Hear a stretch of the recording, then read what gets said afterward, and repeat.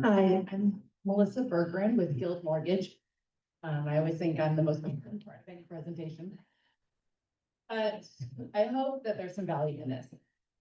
Very excited to see all of you here. I would love to ask a question. Raise your hand if you would be interested in building an ADU for income generating purposes.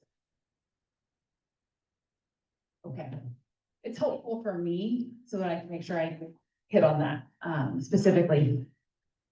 You know, ADUs have been on my radar for a long time. And I do construction lending, home purchases, home equity loans.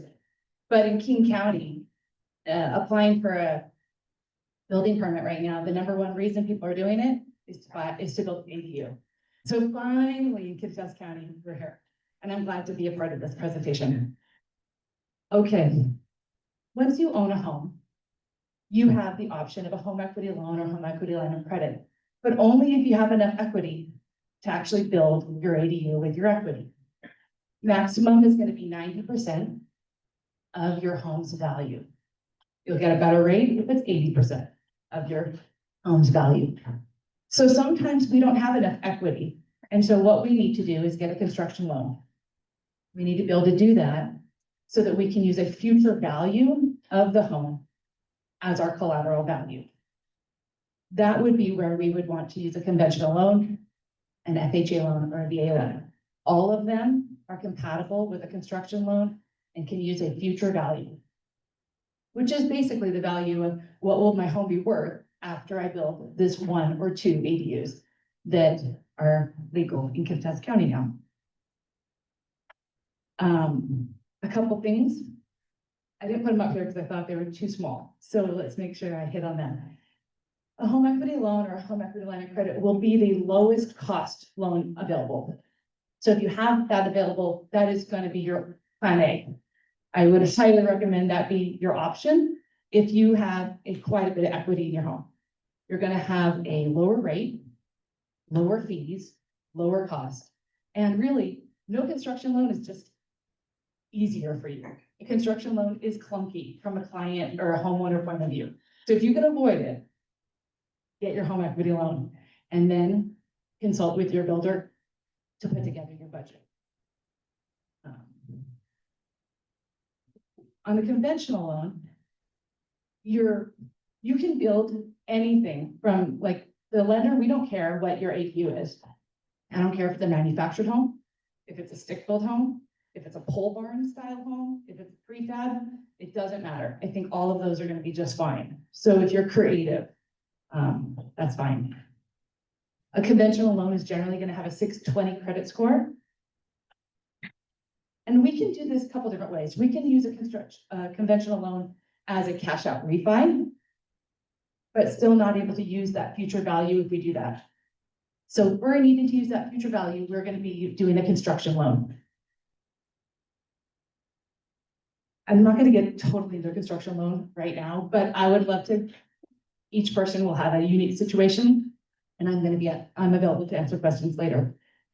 An FHA loan is actually a great loan as well. That does have to be your primary home in order for us to use a construction loan on an FHA loan. But an FHA loan does have great rate and lower credit score flexibility. So if that's something that's compatible with what you need, an FHA loan is available. And people and veterans always ask me, can I do a construction loan with my VA? It's a yes and a no. Quite honestly, the construction loan itself is not a VA loan. I mean, kind of the construction loan is just a short-term loan. But the takeout, the long-term loan can absolutely be a VA loan. So that is not a problem. The VA loan does allow for ADUs as long as the veteran is occupying the primary residence and we're not really using that rental income, because I really don't want income generating properties. That's just a VA thing. So, but we can definitely do a cash out VA loan, and then you can go ahead and build your ADU. I guess a couple other questions. There are people who want to participate in their build. Maybe you're skilled, maybe you have a relative that's skilled. That is also okay. So I have flexible loan options, but your budget cannot be so low that no one else could do it. So like, for example, I get this a lot. I get this, I used to build homes, my son is a builder, I mean, 100 times. But what I will say is that when we're putting a budget together for a construction loan, it does need to be a budget that's realistic for you to hire out every line item. So it's okay if you're going to paint, somebody's going to install the doors or tile the bathroom. But the budget cannot have zero in those line items.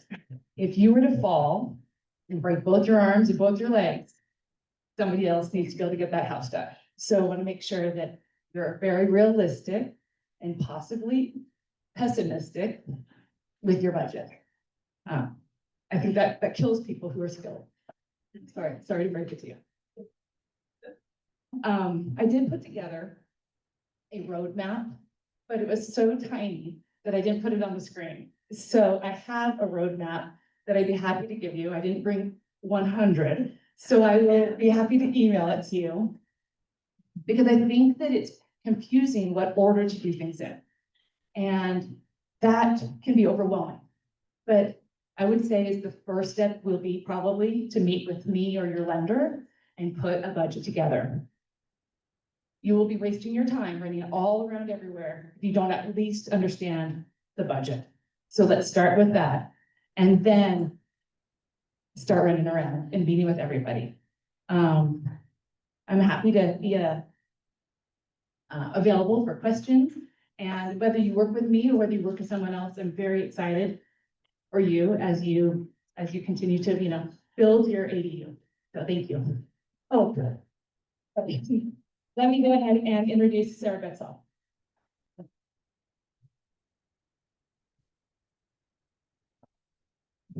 I don't want to hold this. Or I guess I'm gonna hold this. Okay.